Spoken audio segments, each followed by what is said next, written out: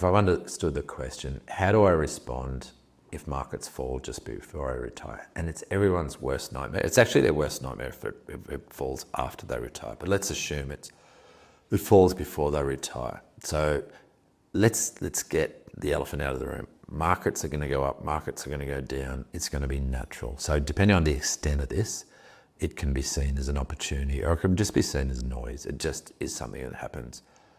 When you're retiring, whatever's happening right now will always seem larger than life. So all of a sudden when someone's just about to retire, all the news takes on more importance. Now this is a behavioural bias, it's called recency bias, and it just means we think that the current information is more important than past and future, etc.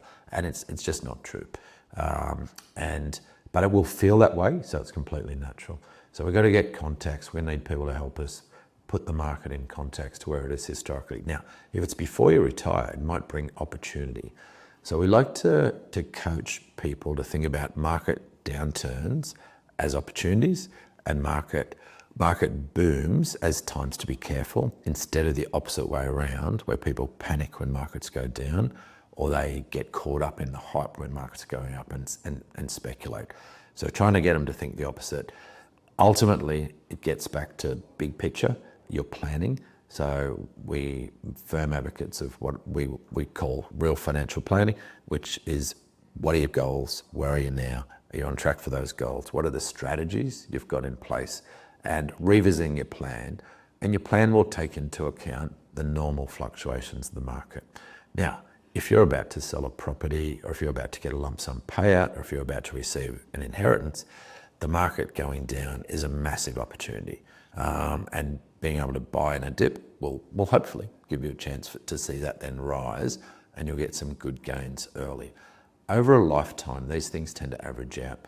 We run a model, we call it our money on the move model, and we rate the market from 1 to 12, depending on where we think it is, from fear to FOMO. So picture those two extremes. When the market's on its knees, it's fallen 50%, like 2008, or COVID when it was down 36%. We call that a 1, and it's fear, and that's the way we rated it in those times. Right up the other end, when the market's doubled in 2 or 3 years, we call that FOMO. Some people would call it a bubble. And we rate everything in between there, so that helps our clients not time the market, but if they've got new money, on how they feed the money into the market, whether it's all at once or whether it's drip fed. As an example, in 2007, we knew the market was running pretty hot. It had averaged 20 to 25% in Australia for the previous 5 years, and we just felt it was warm. At the same time, Peter Costello, the Treasurer at the time, made the last changes to superannuation legislation that we'd ever needed. Didn't turn out to be the case, but that's what he thought. They put a cap on what you could put into super, but before the cap was in, they said you can put $1 million into super, and that was each. So for a couple, a couple that would be 2 million. So people sold properties, they did all sorts of things and rushed the money in. Now this was right at the end of that boom. So what happened to most people, and it showed up the flaws in our industry where most people were charging commissions on the money going in, so they were keen to get it into the market, so they got paid.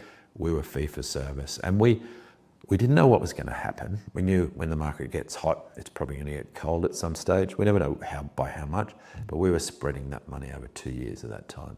So instead of putting it all in, and this was before we finalised that sequence risk model, but we just knew we had to be careful when things are running hot and be aggressive when things are running cold. And there's a good quote by Warren Buffett, it'll come to me in a minute, about it's about being greedy when others are fearful, and fearful when others are greedy. And it's a wise quote from a wise man. And we've systemized that into a sequence risk management model that just, depending on where the dial is, and keep in mind, those two extremes, fear and FOMO, are very rare. Most of the times the market's in a wall of worry, where a 5 to 15% correction every year is highly possible and probable, but the big ones are less likely, except in those extremes. Get advice if you don't already have advice. If the market falls big time, you'll know whether you're confident in your investments and your super or not. You'll know whether you're confident in your advisors or not. And if you're not, you might need to have another look around and either at the very least get a second opinion or change over. It's like during a cyclone, you'll work out whether your house is strong. During those times of turmoil, you'll also work out whether your confidence level in your people and your investments is strong. And if it's not, change it. Now, I would argue do that earlier. Don't wait for those things. It's like waiting for a cyclone to go, oops, I should have had cyclone rating, whatever it is. If you future pace yourself and say, well, if we did get one of those corrections right now, how confident would I be in my investments, in my advisor? And if the answer is, I'm not sure and not confident, you probably need to get a second opinion or an alternative. So it could be opportunity. It all depends on the planning and the context around the rest of your world. But for most people, it's going to be opportunity. But the best financial decisions made as part of a plan with a good advisor helping you with that plan.